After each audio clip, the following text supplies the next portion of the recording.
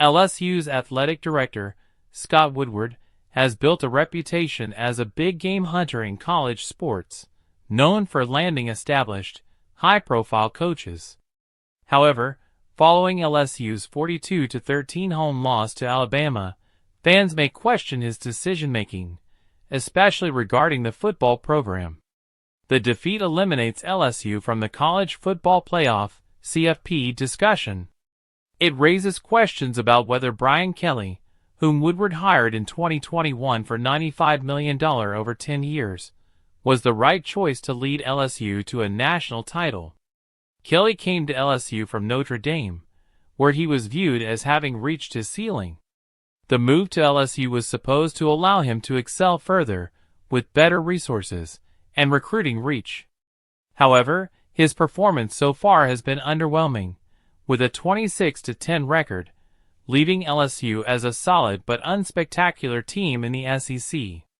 Besides an overtime win against Alabama in 2022, Kelly's tenure has seen LSU mostly defeating lower-tier teams and struggling against more vigorous opponents.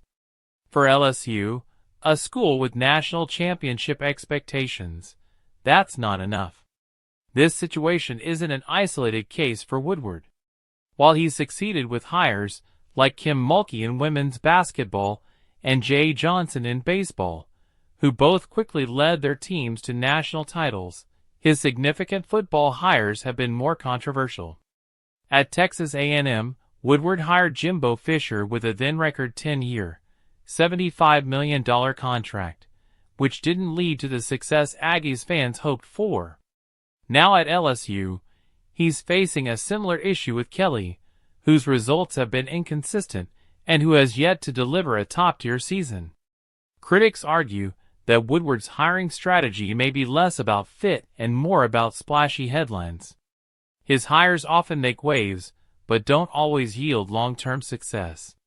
This approach has placed LSU atop the Misery Index, a weekly measure of fan angst. The Tigers' performance under Kelly has fans wondering if Woodward's priorities lie in proving his influence rather than creating a program primed to win championships. Other college football programs are also navigating rough waters. Georgia's recent struggles following a loss to Ole Miss exposed a team with a daunting schedule and weaknesses on both sides of the ball, casting doubt on their ability to make a strong CFP run this year. Florida's head coach Billy Napier faces similar fan frustration, especially after a 49-17 loss to Texas, despite a statement from the school's athletic director confirming his return in 2025. On the other hand, Michigan has tumbled down the Big Ten standings under first-year head coach Sharon Moore, who inherited the role after Jim Harbaugh left for the NFL. With a string of lackluster performances, Michigan's once-top team now clings to bowl eligibility, underscoring the impact of this transitional season.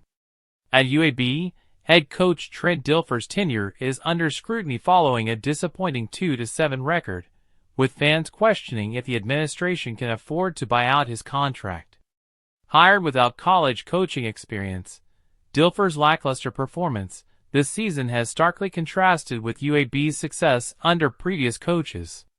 These struggles across programs highlight the risks in college football's hiring decisions and athletic directors' pressures to balance ambition with practical results.